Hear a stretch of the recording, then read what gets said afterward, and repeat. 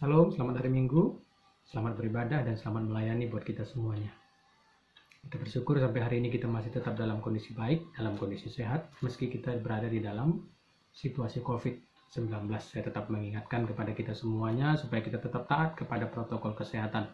Tolong jangan dilawan, jangan kita merasa lebih pintar daripada pemerintah, ya, dan jangan mendengarkan kabar-kabar yang tidak benar.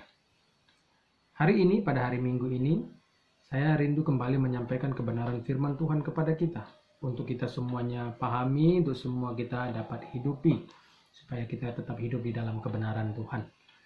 Saudaraku yang dikasihi Tuhan, kita terus berdoa untuk saudara-saudara kita yang terkena COVID. Biarlah kasih Tuhan juga melimpah atas mereka dan mereka semua disembuhkan. Dan kita terus berdoa untuk perekonomian bangsa kita. Kita berdoa untuk pemimpin kita, supaya bangsa kita ini dilindungi oleh Tuhan. Saudaraku, pada hari ini saya rindu menyampaikan firman Tuhan yang terambil di dalam Matius 5 ayat 37. Matius 5 ayat yang ke-37, saya bukakan buat kita semuanya, dan saya bacakan untuk kita semuanya. Matius 5 ayat yang ke-37, firman Tuhan mencatat, "Jika ya, hendaklah kamu katakan ya, jika tidak, hendaklah kamu katakan tidak. Apa yang lebih daripada itu berasal dari si jahat. Jika iya, katakan iya. Jika tidak, katakan tidak. Lebih daripada itu berarti kalau iya kita buat jadi tidak, tidak itu berubah jadi iya. Itu berarti lebih daripada itu. Nah, kalau seperti itu berasal dari si jahat. Di dalam terjemahan sederhana Indonesia dicatat si jahat itu adalah si iblis. Nah, kata iya, jika iya itu di dalam terjemahan sederhana Indonesia saya lebih suka bahasanya. Ya, lebih suka saya dengan terjemahannya, karena dikatakan kalau itu benar, sesuatu yang benar, katakan itu benar. Kalau sesuatu itu tidak benar, katakan itu tidak benar. Ya, di dalam satu pengadilan, ya, ketika kita melakukan sumpah, maka iya adalah iya, benar adalah benar, tidak benar adalah tidak benar. Nah, hari ini saya mengambil satu tema dengan topik ini, dengan ayat ini, yaitu katakan yang sebenarnya. Kan ada lagu yang berkata, katakan sejujurnya. Nah, selanjutnya saudara sambung aja. Ya, karena saya hanya mengambil kalimat yang itu saja. Katakan yang sebenarnya. Saya berharap kita semua mulai hari ini, mari yang keluar dari mulut kita itu fakta. Yang keluar dari mulut kita itu adalah yang sebenarnya saja. Ya? Jangan begini, ya Pak, nggak apa-apa lah Pak, bohong-bohong putih gitu. Nggak ada bohong putih. Yang ada itu bawang putih. Ya kan, bohong tetap bohong. Oke. Nah, katakan yang sebenarnya. Kenapa kita harus mengatakan yang sebenarnya? Supaya kita tidak dipakai oleh iblis. Supaya kehidupan kita tidak dipakai oleh iblis. Nah, ini berkaitan dengan perkataan ya, yang keluar dari mulut. Nah, bukan saya berbicara di sini tentang perbuatan, tidak. Tetapi perkataan. Ada ayat yang berkata bahwa lidah kita ini sangat sukar sekali untuk dikontrol. Ya, kadang kita bisa memberkati, kadang kita bisa mengutuk. Bahaya loh lidah kita ini, perkataan kita ini bahaya. Apalagi kalau yang kita katakan itu bukan sebuah kebenaran. Ya, saya katakan sekali lagi, kalau yang kita katakan bukan sebuah kebenaran, maka itu berbahaya. Kenapa? Di dalam Matius 28 ayat yang ke-15, ya, saya bukakan buat kita semuanya. Di dalam Matius 28 ayat yang ke-15 dicatat demikian, mereka menerima uang itu dan berbuat seperti yang dipesankan kepada mereka, dan cerita ini tersiar di antara orang Yahudi sampai sekarang ini. Ini kalau kita lihat ini konteksnya adalah dusta mahkamah agama yang seharusnya dari dia keluar kebenaran, tetapi justru dusta, kan begitu. Mereka terpaksa harus mereka berdusta pada saat itu supaya apa? Ya, apa yang Yesus pernah katakan dahulu itu tidak menjadi kebenaran bagi banyak orang. Gitu. Ya, kalau kita lihat ceritanya, yang diberikan uang ini adalah para penjaga. Siapakah para penjaga ini? Adalah orang-orang yang disuruh, diperintahkan untuk menjaga kuburan Yesus. Kenapa harus dijaga? Karena Yesus pernah berfirman bahwa pada hari yang ketiga dia akan bangkit. Nah, makanya dijaga. Para penjaga ini pada hari ketiga ketika Yesus bangkit dari kematian, terjadi gempa, ya nanti saudara baca mulai Matius 28 ayat 1 dan seterusnya, ayat 2 dan ayat ketiga itu paling jelasnya di situ.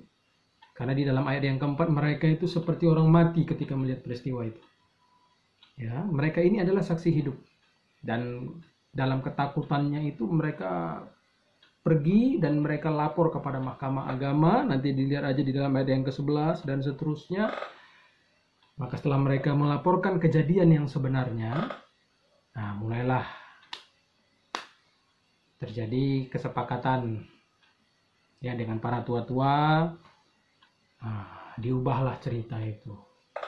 Nah, Yesus tidak ada bukan karena memang dia bangkit, tetapi Yesus itu tidak ada karena dicuri oleh murid-murid. Nah, diperintahkan begitu. Makanya ayat 15 dikatakan ketika mereka terima itu dan mereka berbuat seperti yang dipesankan kepada mereka. Ya pesannya begitu. Pokoknya kamu kalau ketemu orang ya beritahu bahwa murid-murid yang ngambil. Padahal kan bukan seperti itu. Bukan seperti itu peristiwa yang sebenarnya. Ya, makanya kita hati-hati juga ya. Jangan gara-gara keuntungan kita ubah kebenaran. Yang iya jadi tidak, yang tidak jadi iya. Hati-hati ya, jangan sampai kita dipakai setan loh. Jangan sampai hidup kita dipakai setan. Saudaraku yang dikasih Tuhan, ketika dusta dipercaya, ya, maka yang terjadi adalah di dalam ayat 15 dengan jelas dicatat bahwa orang-orang Yahudi mempercayai itu sampai sekarang. Ya, kalau lihat dari penulisannya, ya waktu Matius itu menuliskan itu sampai di zamannya itu semua orang Yahudi tetap percaya, bahkan sampai sekarang kita lihat banyak orang-orang Yahudi yang tetap berdoa di tembok ratapan meminta penggenapan janji daripada Mesias itu. Padahal itu sudah terjadi kan begitu. 2000 tahun yang lalu sudah terjadi. Cuma karena kabar itu, ya itu dia. Inilah dampak dusta. Ketika dusta itu dipercaya, maka dusta itu membuat banyak orang meyakini ketidakbenaran dan menolak kebenaran. Banyak orang meyakini ketidakbenaran dan menolak kebenaran. Sebenarnya kalau saya lihat kasusnya, bisa Yesus selesaikan pada saat itu.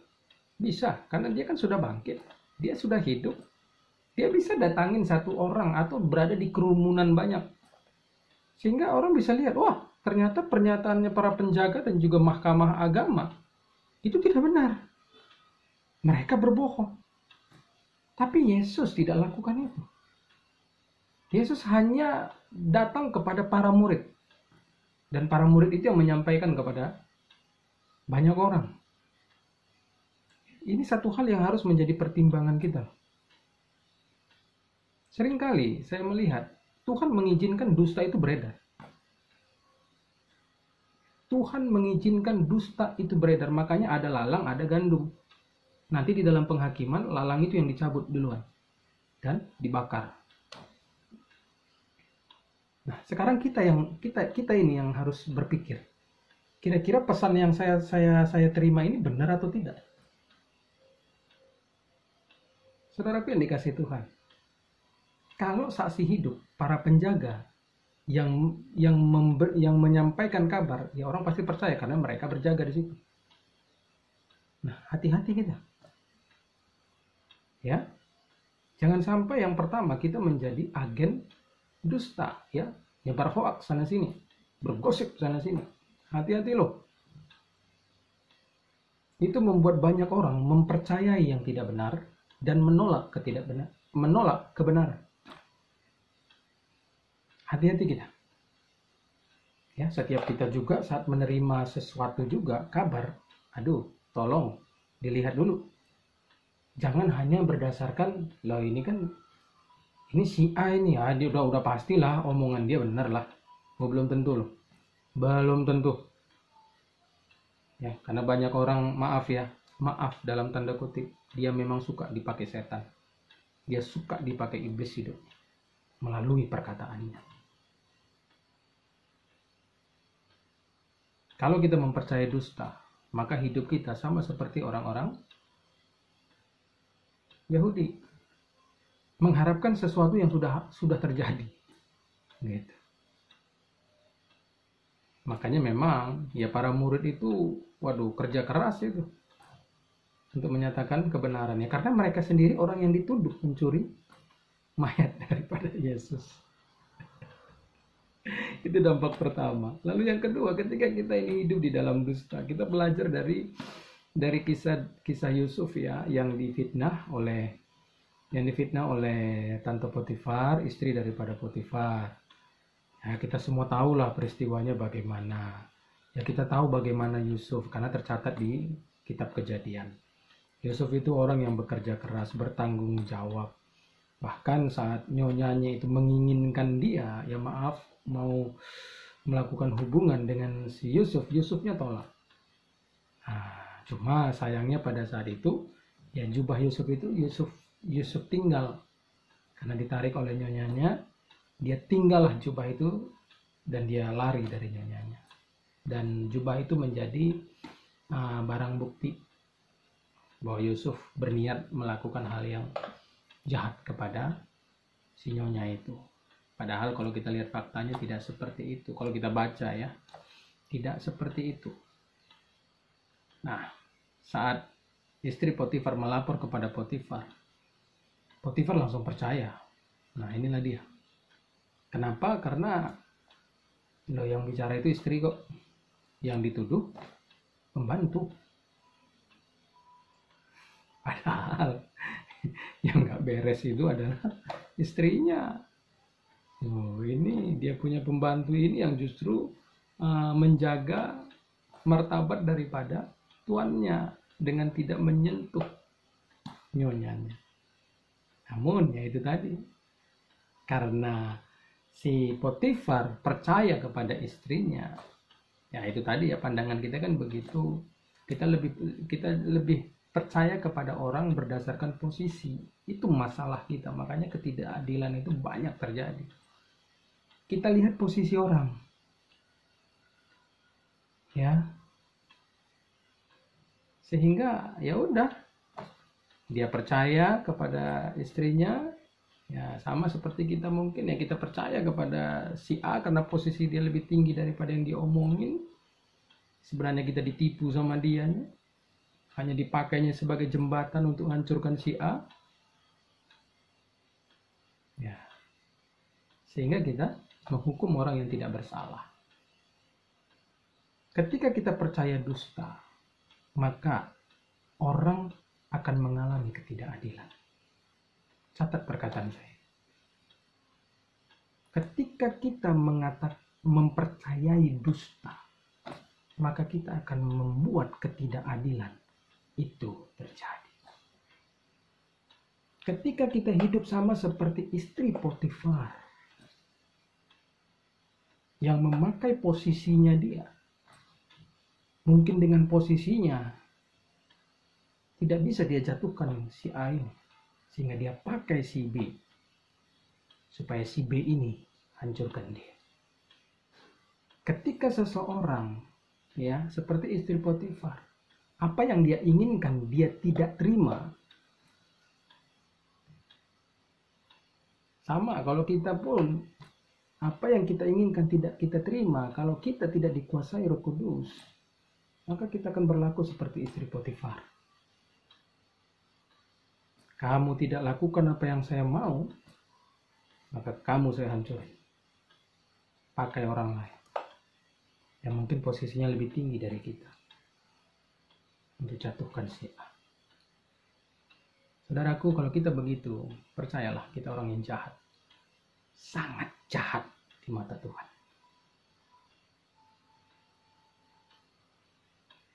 Ketidakadilan itu terjadi ketika kita mempercayai dusta. Ketidakadilan itu akan terus berdiri saat kita menjadi pribadi yang suka menyebar-nyebar kabar-kabar hoax, mengubah fakta. Kalau kita lihat kasus itu sebenarnya ya bisa tidak ada masalah. Kalau nyonya itu ya sudahlah, kalau dia tidak mau ya sudah gitu.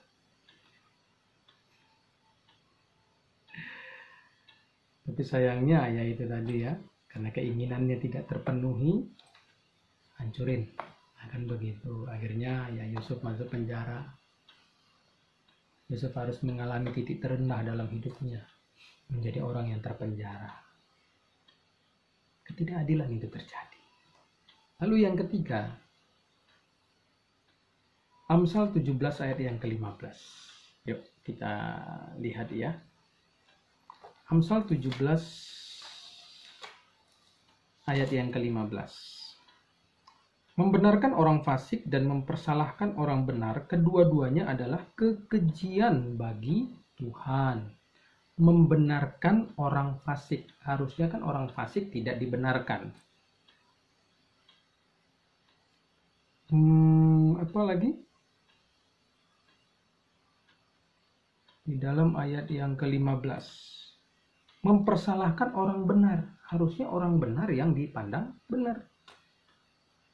Kalau itu terbalik, maka dicatat di sini itu kekejian bagi Tuhan.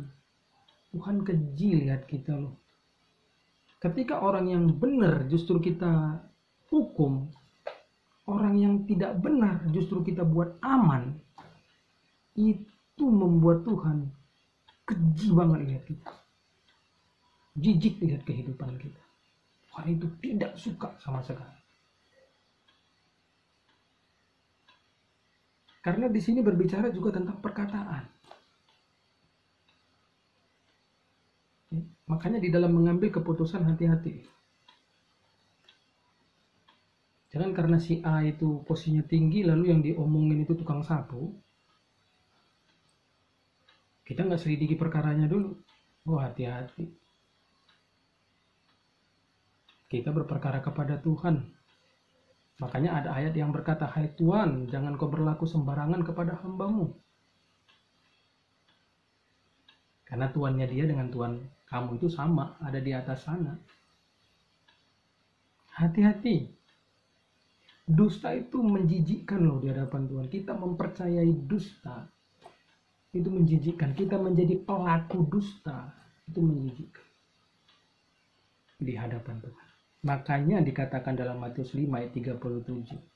Jika ya, katakan ya. Jika tidak, katakan tidak. Lebih daripada itu, berasal dari si jahat. Berasal dari iblis. Artinya kita dipakai oleh iblis. Bukan dipakai Tuhan. Saat kita menyampaikan firman pun, jangan takut menyampaikan yang benar. Nanti saya akan bukakan itu. Nah, ini di dalam satu perkara dulu.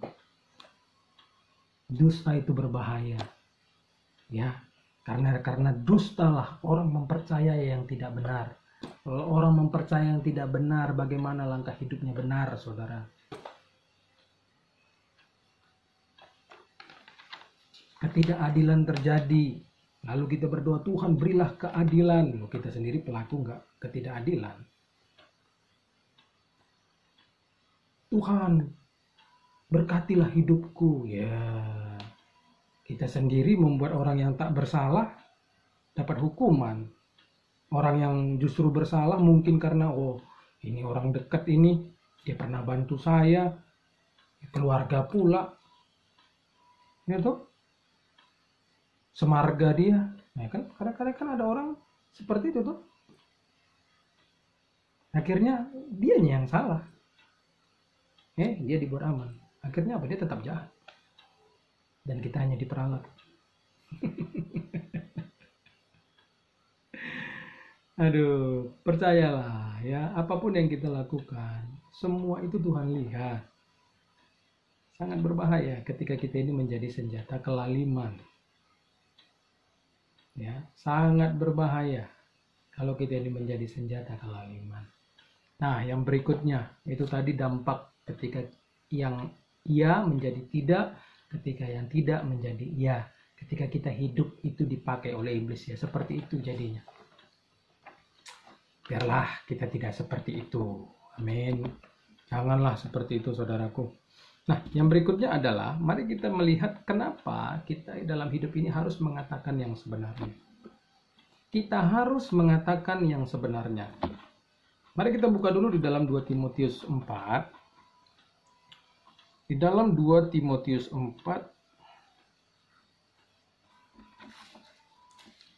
ayat 2 sampai ayat yang keempat. 2 Timotius 4 ayat 2 sampai ayat yang keempat.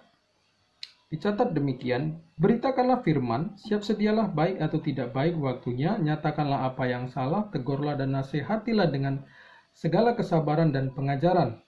Karena akan datang waktunya orang tidak dapat lagi menerima ajaran sehat, tetapi mereka akan mengumpulkan guru-guru menurut kehendaknya untuk memuaskan keinginan telinganya. Mereka akan memalingkan telinganya dari kebenaran dan membukanya bagi dongeng. Nah, kenapa kita harus menyatakan yang sebenarnya? Alkitab dengan jelas mencatat akan datang waktunya. Ya. Mereka, ya ayat ketiga tadi, orang tidak dapat lagi menerima ajaran sehat. Tidak bisa terima lagi. Artinya orang udah nggak percaya dengan pengajaran yang sebenarnya sehat. Seringkali kenapa satu ajaran yang sehat sebenarnya itu orang nggak bisa terima? Dikarenakan kita mengawalinya dengan takut menyatakan yang benar. Makanya di dalam ayat yang kedua dikatakan dalam kondisi baik atau tidak baik. Jadi dalam kondisi apapun, nah kalau sekarang ini dalam kondisi sebelum COVID maupun di dalam masa COVID, dalam kondisi masih bagus dengan kondisi yang tidak bagus, nyatakan apa yang benar. Beritakan firman itu. Ya, firman adalah semua yang tercantum ada di dalam Alkitab ini. Jangan dipilih-pilih. Bahkan dikatakan tegurlah yang salah. Tuh. Tegur dan nasihati. Tuh. Nyatakanlah yang salah. Loh, yang salah ya tetap salah. Jangan dibela-bela loh. Orang kalau nggak benar jangan dibela. Karena kita membela orang yang tidak benar, itu masalah buat kita. Kita membela orang yang tidak benar, itu masalah buat kita. Dan kita akan mempertanggungjawabkan itu di hadapan Tuhan. 2 Timotius 4 ayat 2 sampai 4 dengan jelas mencatat bahwa setiap kita harus menyatakan kebenaran itu. Karena akan datang waktunya di mana orang akan memalingkan dirinya dari kebenaran. Dan mereka mengumpulkan guru-guru yang hanya bisa memuaskan telinga. Makanya banyak orang sekarang lebih suka khotbah yang enak didengar. Nah. Kalau diingatkan apa, nggak suka ya. Banyak yang nggak suka. Hati-hati loh. Ya, jangan sampai, memang susah ya. Sama seperti begini, kalau kita punya anak, ketika dia salah, kita bela. Suatu hari kita mau mengubah dia, nggak akan bisa, nggak mudah, saudara. Karena ketika dia tidak benar, justru kita bela.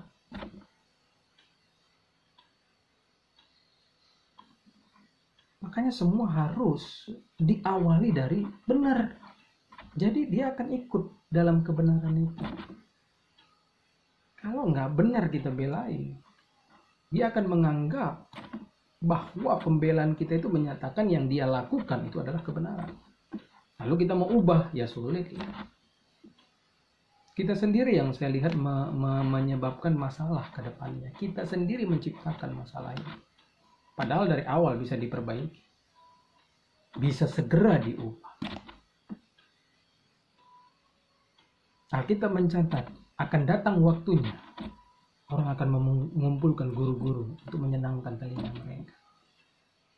Makanya nggak usah heran ketika kita sampaikan pun yang sebenarnya kepada orang tersebut. Ya dia kecewa, dia nggak suka sama kita. Ya kemungkinan pun nggak diundangnya untuk khotbah.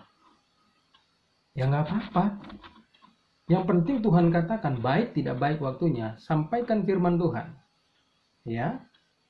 Nyatakan yang salah. Nggak dibilang hiburlah mereka, bukan. Nyatakan yang salah. Kenapa? Ya karena kalau dia tidak dinyatakan kesalahannya, maka dia tidak akan pernah tahu dia salah. Seringkali saya lihat begini ya, masalah yang timbul dalam hidup kita bukan karena seizin Tuhan, tetapi memang kita yang buat. Dan kita memang harus keluar dari keadaan kita yang nggak benar itu, karena keadaan itu yang membuat kita dalam masalah. Makanya harus dinyatakan kesalahan-kesalahan itu. Di firman lain berkata, ayat Alkitab lain berkata bahwa firman Tuhan itu berfungsi untuk menyatakan kesalahan. Oh itu fungsinya kok. Kok kita tersinggung ketika disampaikan yang benar? Katakan saja yang sebenarnya, meski orang nggak bisa terima itu. Karena ini yang kita harus waspadai. Akan ada masanya, orang udah nggak peduli dengan kebenaran. Sekarang ini banyak orang nggak peduli dengan kebenaran. Dan salah satu contoh yang paling nyata kita lihat, sudah faktanya yang disampaikan itu, tapi orang nggak percaya. Contoh misalkan tulisan peringatan di dalam bungkus rokok. Merokok dapat menyebabkan hipotensi, merokok dapat menyebabkan serangan jantung, paru-paru, penyakit paru-paru, kanker paru-paru ya kalau saya tidak salah.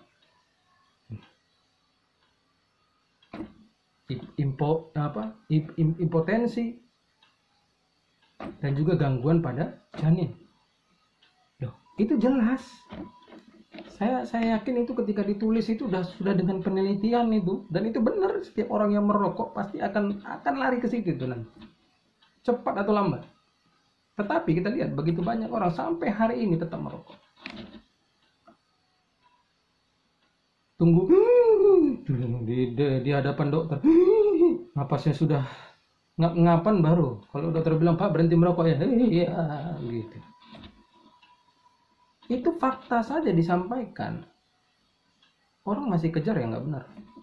Masih tetap kejar. Apalagi kita nggak mau menyampaikan yang benar. Aduh, betapa sesatnya hidup mereka. Nah, itu yang pertama. Kenapa kita harus katakan yang sebenarnya? Yang kedua adalah Galatia 1 ayat 9 sampai 10.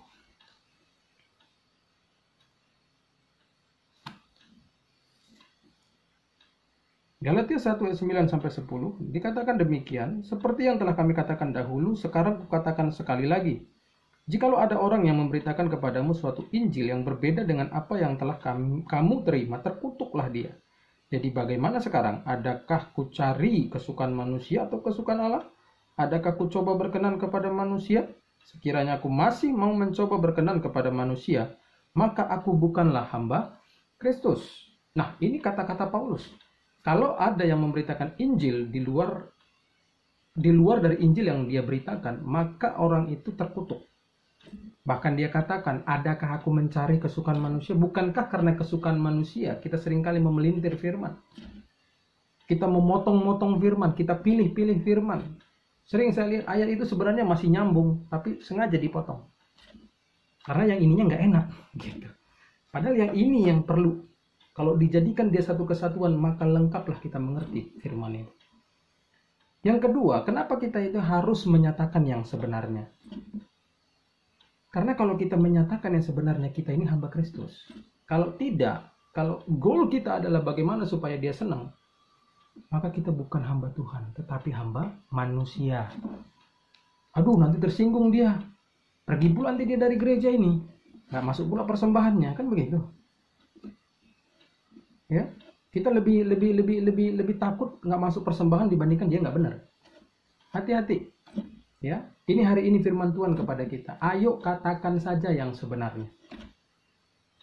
Iya, katakan iya. Tidak, katakan tidak. Kita ini alat kebenaran. Kalau kita adalah alat kebenaran, maka yang benar yang keluar dari mulut kita.